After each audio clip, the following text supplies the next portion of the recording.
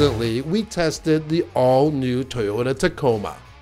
At launch, it was introduced with the turbocharged 2.4-liter I-Force engine.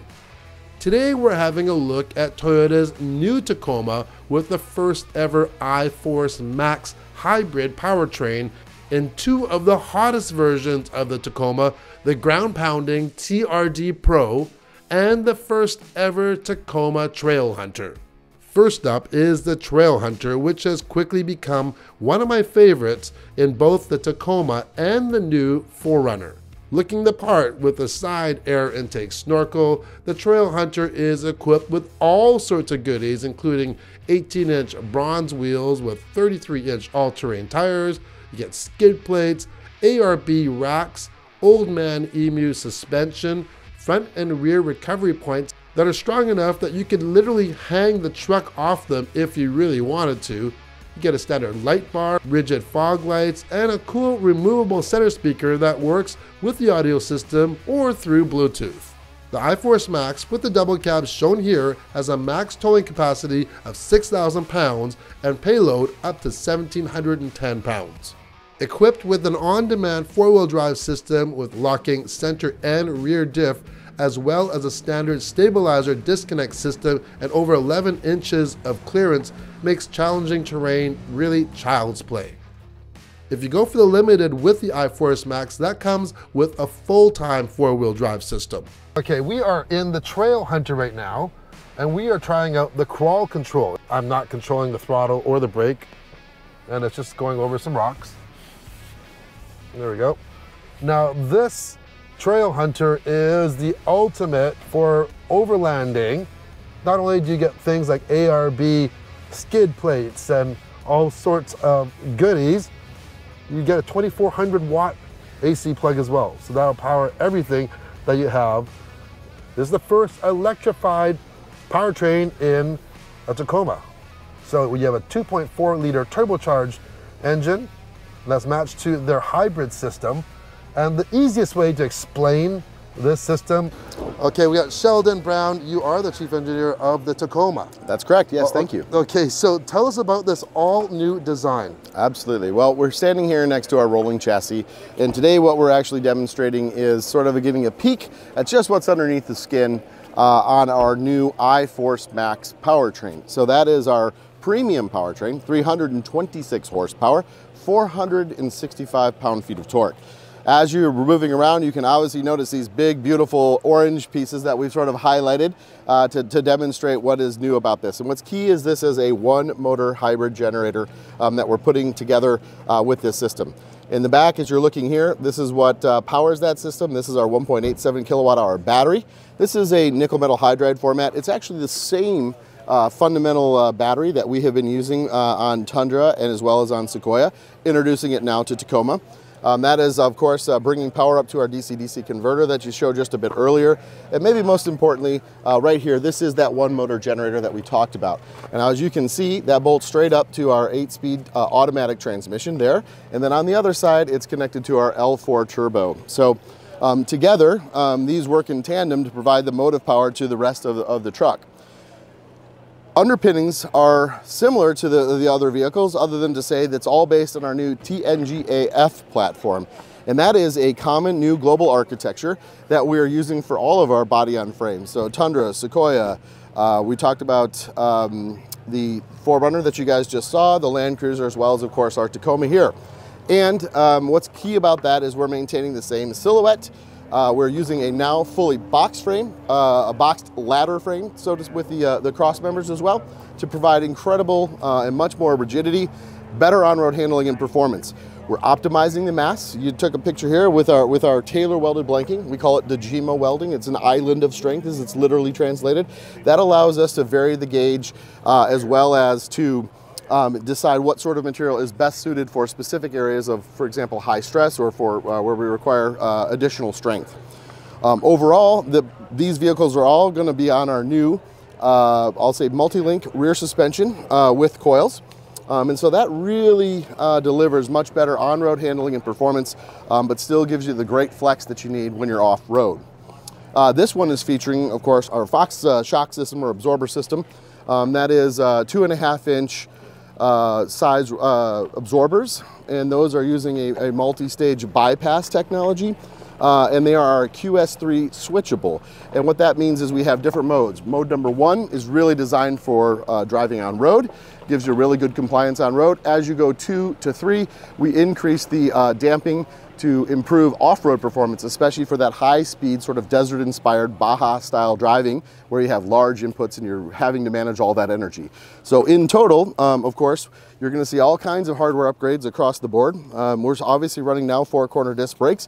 We come back with a 12.3-inch rear disc in the rear, upgrading that from the general gasoline because, of course, the vehicles are a little bit heavier, but of course, we have a lot more power and we want to make sure that you can bring that, you manage all that power and bring the truck to a quick stop as well. The front you saw there had the aluminum basically built-in machined upper control arms. Those allow us to get additional strength, reduce mass, but also because the strength is increased, we can reduce the section slightly, which allows us to regain some of the suspension travel, about 15 additional millimeters, because these trucks are lifted about 2 inches, so that we can get better ground clearance for that, you know, for running in the desert or for rock crawling or whatever it is you choose to do. So one of the most common questions, because a couple of them, first of all, people are concerned that you went to a turbocharged engine and gone as the V6. Sure. How do you answer that question? Well, I mean, honestly, that is sort of the future, really, of powertrains. We're going to start to see them. Displacement is going to be reduced. Obviously, we're trying to improve overall emissions. But it's important to remember, we are designing these engines knowing very well that they are going to be turbocharged. In the past, oftentimes what happened was there was an engine design. We would, you know, you may have added a turbo to it, right? These are designed understanding the strain and for example, the compression ratios that are required with these new higher output engines. And of course, you know, the other piece of that is cooling.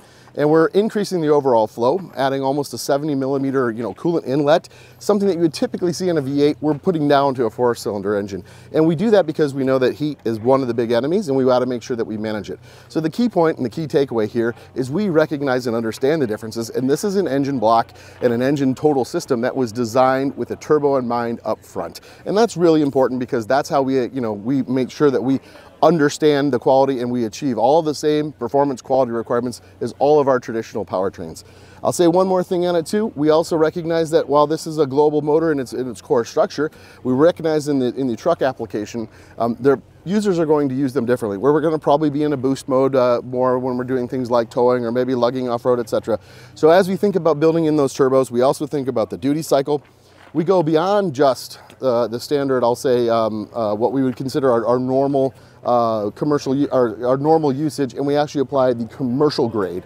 And what that means is about 50% greater duty cycle. We develop to that, and of course, we test to that. Awesome. As Sheldon said, you know, this is all new. What they wanted to achieve with this Trail Hunter is give people what they wanted to do with aftermarket parts anyways by working, you know, with other manufacturers like ARB, for instance, and Rigid, you know. So this is like a turnkey thing. We're just dropping down. It's like it's a walk in the park. Now, one big difference between this crawl control and the previous version is this one is essentially silent.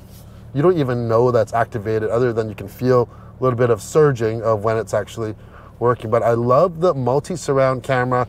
I can see my tires. I can see my front bumper.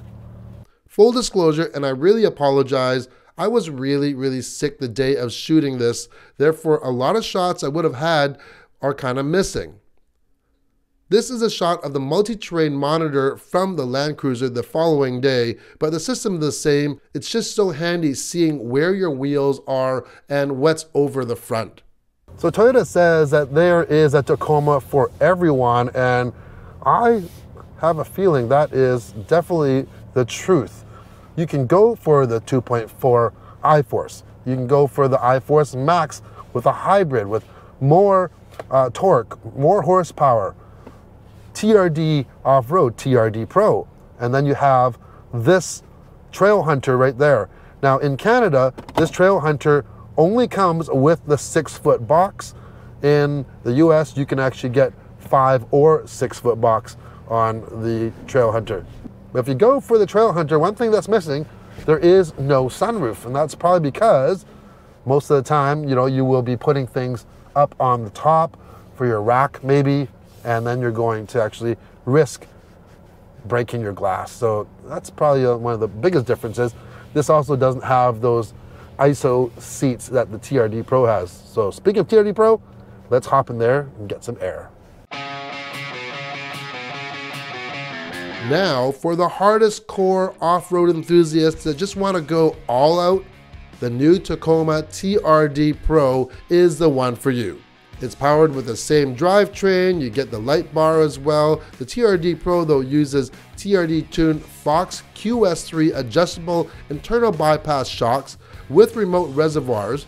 You get 33-inch Falcon Wild Peak all-terrain tires. To smooth out your off-road high-speed passes, the TRD Pro is equipped with the first ever ISO dynamic front seats. So when do they kind of come into play? Right now. Right now even? Yeah. Okay. It's kind of one of those things, you know, when people are good at their job, they make it look really easy. Yeah. Or you just never notice behind the scenes, like what's all going on. These seats are that. So it's damping the hard right up here. And down? Yeah, and lateral. And lateral as well. Okay. Yeah. Note that these seats do take up some additional legroom for the rear. And yeah, if you've never jumped a truck before, it's a pretty good time. So we'll get past the gate, and that's where the high-speed section opens up. But we want to get these guys ahead. Yeah, we'll give them some room. Because that way we can hustle it up fast. Yeah, we don't want rocks hitting us. And we're going to be faster than them. Of course. Dirt, that's the jump. That's the dirt there? Yeah, we're going to get up to about 40, a little faster, faster. Right about there. Okay. Perfect. Oh, yeah. How awesome is that? And you can stay there. Go as fast as you want to go without a feet. That was awesome, Art. Yeah, that was great. Oh man, yeah, I definitely dig that. Nobody comes away from that without a smile. It was so smooth. The landing is so smooth. Yeah, keep putting the power down. Like, it's amazing how gathered up this truck is. Driving the TRD Pro fast off-road is just so easy. The faster you go, the smoother it got. I can see why the Tacoma is such a popular choice for off-roaders, whether you are flying up mountain roads or doing tight turns and trails. And the 465 pound-feet of torque from this new iForce Max hybrid system works exceptionally well for low-speed crawling and for getting out of the corners at high speeds.